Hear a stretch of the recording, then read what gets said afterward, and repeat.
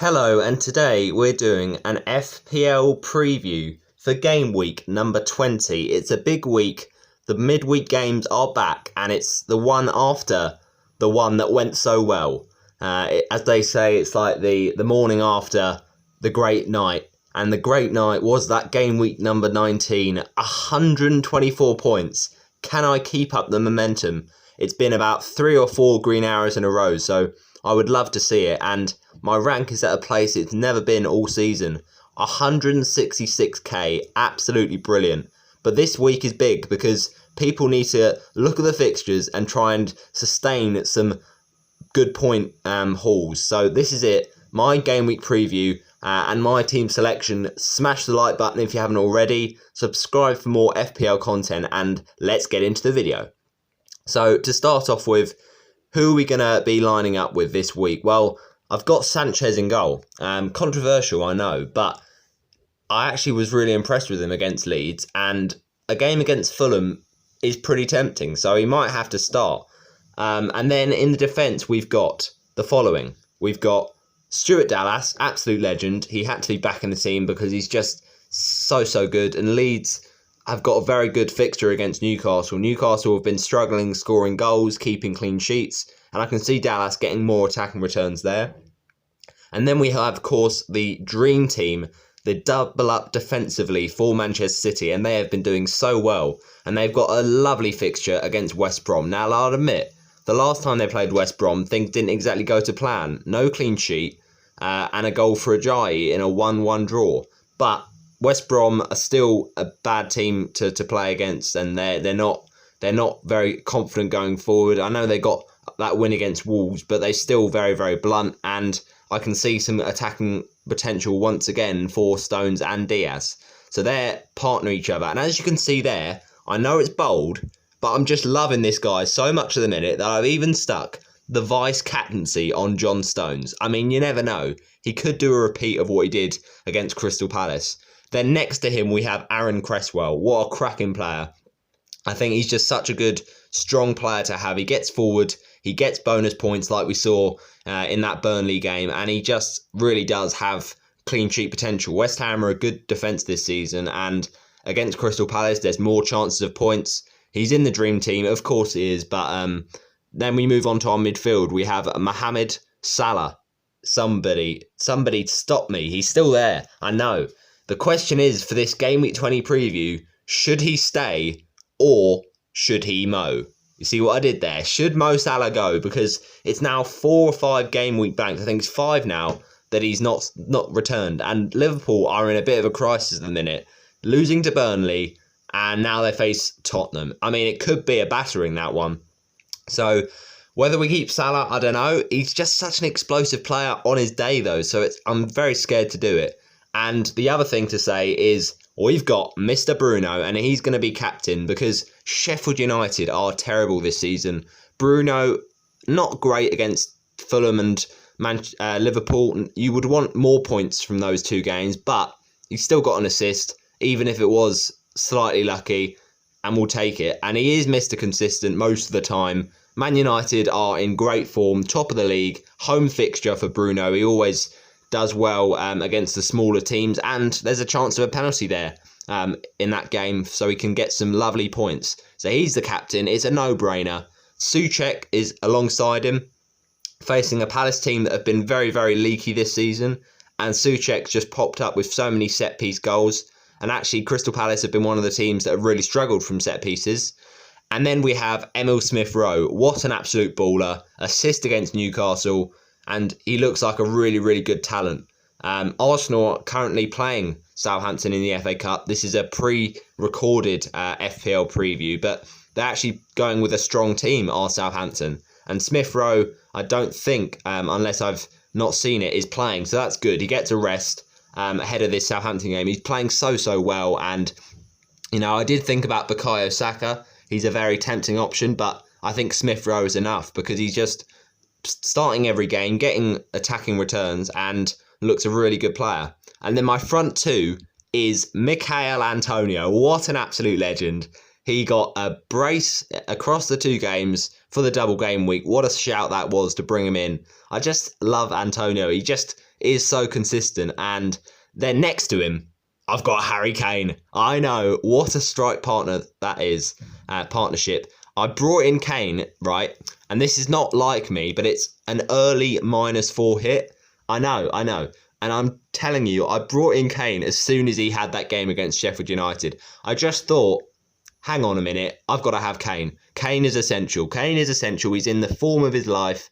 He's got to be in my team. So I took the -4, and what I did was I took out Edinson Cavani. Actually, I'll show you on the transfer history. Bear with. And one thing you've got to consider is the fact that there's still another game to go in game week number 19, Aston Villa against Newcastle. But I've not got any players from that game, so it's fine. Obviously the rank is going to drop a little bit, but the point is I had to get Kane in, so I took a hit to do that. Took out Abraham, who was a bit of a risk in the double game week. It didn't pay off, but I didn't want him anyway long term. It was just to see what he would do. First game, didn't do much. Second game, Leicester were all over Chelsea. So Kane comes in for him. And then in order to get Kane for the funds, I had to sacrifice Edinson Cavani and bring in Brewster just for a bench option. But that's fine because we've already got Antonio. So it really made sense to make that move. And Cavani, as well as Abraham, long term, I didn't feel like I needed to trust on because there's still so much, in, out, shake it all about. You don't know if Cavani or Abraham are going to start. So I thought I'd go with a different formation, go with the two up front, and this is how my team is looking. Now, it's a 4-4-2 at the minute because we have very good defenders at our disposal. But on the bench, we have Mendy. Now, whether I play Mendy against Wolves is another question, but I just fancy Sanchez in that match against Fulham. Brighton have been defensively a bit better since Sanchez has come in, and Ryan has actually moved on to Arsenal. So I think Sanchez will really make that spot his own. He's been really good in past weeks, making great saves against Man City. And I think Fulham have been slightly better in their form, but that could still be a nice home clean sheet for Sanchez. Then we've got Brewster, Kilman, and Kevin De Bruyne. Now, Kevin De Bruyne, he is basically, along with Mo Salah this week, the conundrum of this week. What to do about KDB? Well, he's pulled up with a muscular injury on the leg. It looks like a hamstring, and he is confirmed to be out for 4 to 6 weeks. Now, if it was 2 to 3 weeks, like they originally said, I might have kept him. But 4 to 6, I just can't keep that amount of money wasting on my bench. And it's as simple as I need to get rid. So what are the transfers that I'm going to do? Well, actually, it's going to be getting rid of KDB, and I'm going to get in, wait for it, James Maddison. What a player. He's been silky for Leicester recently. He's so cheap, just 7.1 million, and that leaves me 4.7. Now, the issue I've got is, early on in the season, I decided that I wanted to have the constant 3 in my team of KDB, Salah, Fernandes. But with Salah's really poor form and with KDB's injury, I probably can't do that now. So I'm going to have to think differently. So it gives me 4.7. Maybe if I don't spend any more transfers, I could just get KDB back when he returns from his injury, because I think he's going to return around about game week 24, 25. It says that he's going to be back 21st of February. So I think that's game week 25. So I could look to get him back then. But the point is, Maddison just looks too good to not have right now. Another player that was on my watch list was Jack Grealish. And also, we've got, the like-for-like swap of KDB to Sterling, KDB to Gundogan, and also I was thinking about Son Heung-min. And having Kane and Son, part of me thinks that's nice. Part of me thinks, is it too much for the money? And I also really like Grealish, a guy that's playing Burnley in the next fixture. And I think Man City really struggled against Villa, because Villa really did put up a fight. And we'll see how they do against Newcastle. But I just think Villa this season are such a good team, and you want to be having somebody. So I'm very tempted to get Grealish back in. So there's so many different options I could go with. I think I would like to have 5 starting midfielders though, because that does make my team quite nice. And I'm going to keep Fernandes. Fernandes is explosive on his day, so he's not going anywhere. But if I had the five starting midfielders of Souček, Smith Rowe, then the replacement for KDB, most likely Maddison, or it could be Sterling or Gundogan or Grealish or Son, and then Salah, and then Fernandes. I mean, I could sell Salah this week, but I just don't think I have the bottle to do it. It's just too risky. And I think, I mean, a midfield of, say, Maddison, Son, Fernandes, and Gundogan, that would be ideal. So we could go to that. So if we got rid of Salah and then got in Gundogan, because realistically Liverpool are in really poor form and Man City's fixtures are coming up really, really nice.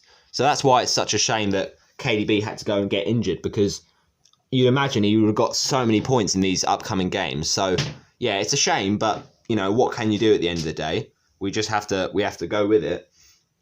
And I can't obviously lock these transfers in, and confirm them, because it's so early pre deadline. I'll have to do it last minute because of prices and injuries and stuff. But basically, the point I'm saying is, I'm probably going to go with, if not Sterling, Gundogan. And then, so we have Maddison already, we have Gundogan, we've got Fernandes. It would be amazing if we could fit in Son Heung-min as well. We've got 11.6 in the bank, which is pretty lovely. So it does mean we can get rid of Souček or Smith Rowe. Now, Smith Rowe's got a game against Southampton. Souček's got a game against Palace. Long term, do I want to keep Souček? Maybe not. Maybe not, because we've already got Antonio. We've got Cresswell for defence. I don't think I need the West Ham triple up. I had the West Ham triple up for that double game week. It didn't work out with Souček, and I wish I'd gone with Bowen over it. But do I really want a West Ham triple up long term? I don't think so. So I think Souček would be the man that I would have to sacrifice. So that gives me 16.8 million to get whoever I want. So as I said, I would probably get Son Heung-min. So if we got Son in, I mean, obviously this is not ideal because it's a 12-point hit and I've already taken a 4-point hit. So this is long term. Don't think of this as all going to be game week 20. It's going to be long term. But basically, that's the midfield I've got. Son, Fernandes, Maddison, Gundogan, Smith Rowe. I quite like that. And it leaves me with 7.1 to spend on what I want. So I could even upgrade one of my defenders like Kilman, but then I'd be playing too much premium defenders. So if we even went up from Smith Rowe and we got a player for 11.5 million, we could get Sterling as well. So that could be really nice. Actually, no, we can't get Sterling because we've already got the Man City defensive double up. So no, ignore me there. But for 11.5 million, there's a lot of players we actually can get. And actually, KDB is right now at 11.8, but his price will probably drop. So maybe we get back Grealish until then, because a Grealish is a player that I really do like the look of, and that fixture against Burnley is very, very nice. So I'm probably going to go with that, to be fair. Maybe, obviously, not make all those transfers for Game Week 20, because then I'll be taking a massive hit. I'm already on a -4, and that's -16. So, but that is basically the midfield I want until KDB is gone. So I really do like the look of that. I was thinking about Sterling, but I just don't think he's worth it. I'd rather have a more balanced midfield than, count on Sterling, who's let people down so many times before. But I don't know. I also thought about Phil Foden, but I just think it's too much of a risk. We don't know who's going to play. I mean, you could argue the fact KDB is out means Foden will get more game time, but how long he'll be in that team, even when he is injured, I just don't know. So maybe I could go for it, but I don't like the uncertainty around it, so I probably won't. So that's probably my plan. So obviously, right there, you've got 4 transfers, and I can't do all of them at once. And you got to consider the fact I've already taken a -4 to get Kane in for Game Week 20. So I think I'm only going to make one more transfer. And if you look at those proposed transfers, which one is the most essential? Well, Smith Rowe has still got a very good fixture. Salah's still got a game against Tottenham where, Liverpool need to get back on form and they need to win these games against the teams around them in the title race. And maybe Salah could be on song in that game, who knows? So it's not priority. And then Souček's got a nice fixture against Palace, and it'd be crazy really to have Son and Salah in a game that they play against each other. So I think I'm just going to go with De Bruyne out, Maddison in. But I could easily go for Grealish instead, who's got probably a better fixture against Burnley. And also we've got Gundogan, who's playing West Brom. So basically, that's my long-term plan, I think. And then I'll use the remaining money, the 3.8 million, to probably go from Son to De Bruyne. That's probably what I'm going to do. Although that does mean I can't get back Salah, which is not ideal. No, actually, I'll probably keep Son, to be fair, because we want Son long-term. I think the long-term midfield three that we want is probably Son, Fernandes, and Salah. Or is it? Or maybe not. I don't know. It's Son, Fernandes, but then who's the third one? I really don't know who the third one is.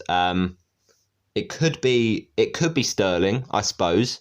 So so we got 3.8, so we could go from Maddison to Gundogan. Or actually, Gundogan, I think it might even be cheaper. How much is Gundogan? Let's have a look. Gundogan's 5.5, yeah. So obviously I've already got Gundogan, but in order to get Sterling, I would have to basically... Sterling is like 11.4. So I would have to basically... yeah, that I really can't do that. So I'd have to keep Maddison, I think. I'd have to get rid of Gundogan. No, hang on. Let me work this out. I think I'd have to get rid of Grealish, which I don't really like. I want Grealish long term. It's really tricky to fit in Grealish and then 3 premiums. Unless, of course, I went without Maddison and then just got someone cheaper, like I got Smith Rowe back. Then I could maybe go from Gundogan to De Bruyne when the time is right. So 6.5, I can go from Gundogan to De Bruyne. So I might have to do that, to be fair. So I think Salah's gone at this point. I think he's gone. So that's probably the team that I'll have very, very soon. But for now, I can only make a few transfers. So that means these transfers are what I'm looking at. So therefore, I'm going to opt away from Maddison for Game Week 20. And the other transfer that I'm going to make for Game Week 20, so it means it's a -8 hit, is going to be KDB out. He's got to go. I'm sorry, he's got to go. And Grealish in. So that is lovely. Obviously, Salah's going to go very soon for Gundogan. Souček for Son. I think those are some great transfers in there. So, yeah, that's basically my plan. So, let's get rid of this. Let's reset this. And this is our team going into Game Week 20. But, as you said, De Bruyne has got to go. He's the one priority player to get out. And Grealish is going to come in. And I'm hoping he's really going to deliver in that game against Burnley. He should do. And I think Aston Villa are a very good team to own. So that is the transfer that I'm going to make for game week number 20.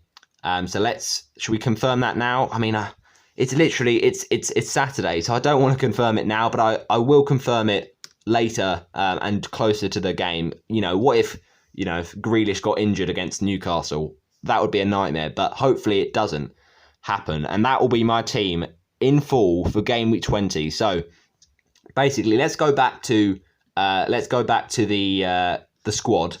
So now that we know that KDB is going to be replaced for Grealish, Grealish is going to start, obviously. The question is, do we play Dallas and CRESSWELL? I'm going to probably play... I don't know. It's really tough. I'm probably going to play CRESSWELL because the 3 defenders that I had last week did me well. So, but I just don't like to bench Stuart Dallas. And CRESSWELL is such a good player, and there's no way I'm dropping the 2 Man City defenders. So I really want to play 3 at the back, but I just don't know who I would drop. It's really difficult. To be fair, maybe I just... Oh, man. I might have to flip a coin with this one because it's so tough. CRESSWELL is in the dream team. He's a legend. Like, why would I get rid of him? Well, not get rid of him, but why would I bench him? I don't know. It's basically Palace or Newcastle. Do I think that Dallas is going to get more points against Newcastle or CRESSWELL against Palace?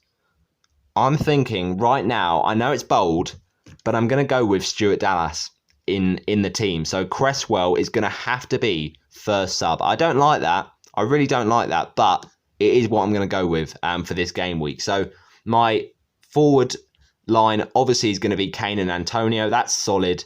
The goalkeeper situation, I might make another decision, but that is going to be my back three, basically. It's Duke Dallas, the absolute god of this FPL team. He's going to be playing against a leaky Newcastle team. Then Diaz against a leaky West Brom team. And ultimately Stones against the same team, West Bromwich Albion. So that is my lineup. Saved, okay. So now the midfield, obviously this is going to be Grealish, so just ignore that. KDB is gone, but Fernandes has to be captain. It's as simple as that. Now, whether we are as bold as vice-captaining Stones is another question. The thing about Souček, right, is that he's quite a good player, and it's a difficult one, but I think I will have to play Souček and Antonio this week. I just hope he doesn't disappoint like he did again in game week 19. He's got to surely get back to good ways. And I did say, actually, how Palace have conceded a lot of set-piece goals, and Souček loves the set-piece goal. So let's hope that really does work. And then next to him, we've got Mo Salah. He's not in great form, and that's why this thumbnail of the video, should he stay or should he Mo? He's really not been in good form, and he is on the shopping list to get rid, as I said earlier. But let's see how he does against Tottenham, and he maybe might convince me to change my mind. But he's going to stay in the team for now.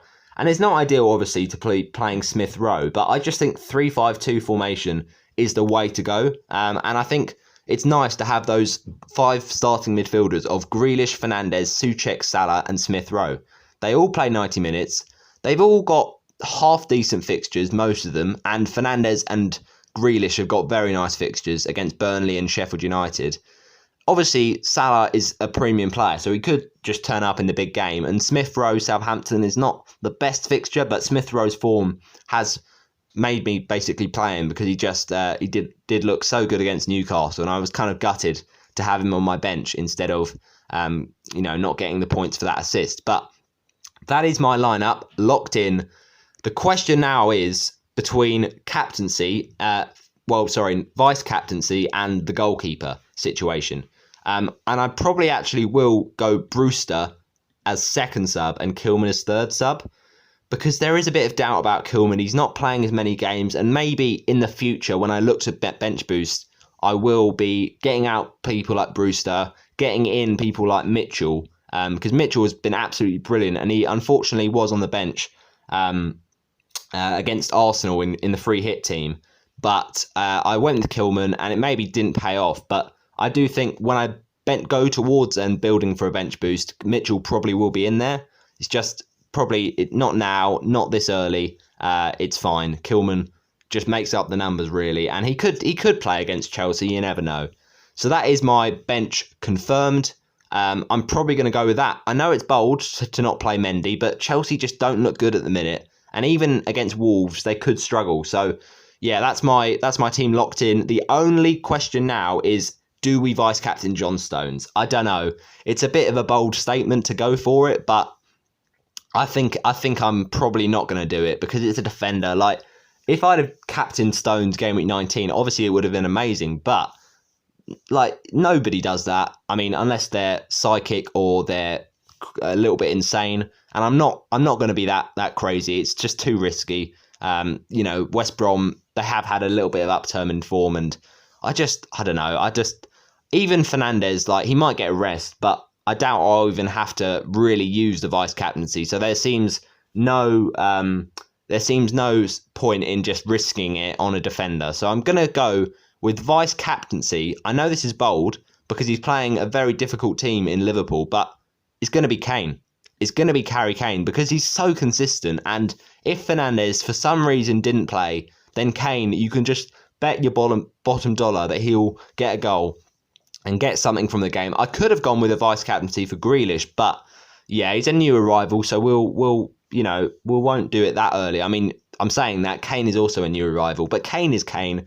Like, he's just such a legend. He comes in and he just Mr. Consistent. So you want a consistent player to be getting your vice captaincy. You want a consistent player to have the captaincy, and I think Fernandes is probably just about consistent enough with this Manchester United team that is doing so well this season. So that is my team, 100% locked in terms of selection, in terms of transfers. Not quite yet, because I'm going to bring in Grealish for De Bruyne. But that is my team for Game Week 20. Boom. That is very, very nice indeed. I hope I don't regret some of those decisions, but I should be fine. We should be all ready to go. Why do I never win for Game Week 20?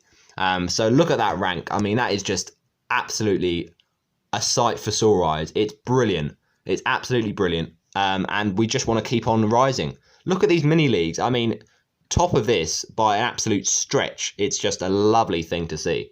And then the other mini league that I'm in, I'm top of this by 6 points, which is a bit more nervy. But look how many scored I got last week, and then they got 97. So I'm literally trumping everyone at this point, and it's absolutely wonderful stuff.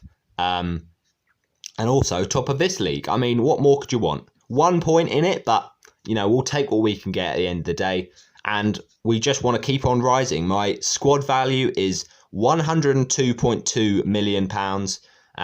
And the 2 transfers I've made, as I've said, were Brewster and Kane in to get that captaincy, that vice captaincy for Kane, and get him in my team. He's just too essential this season.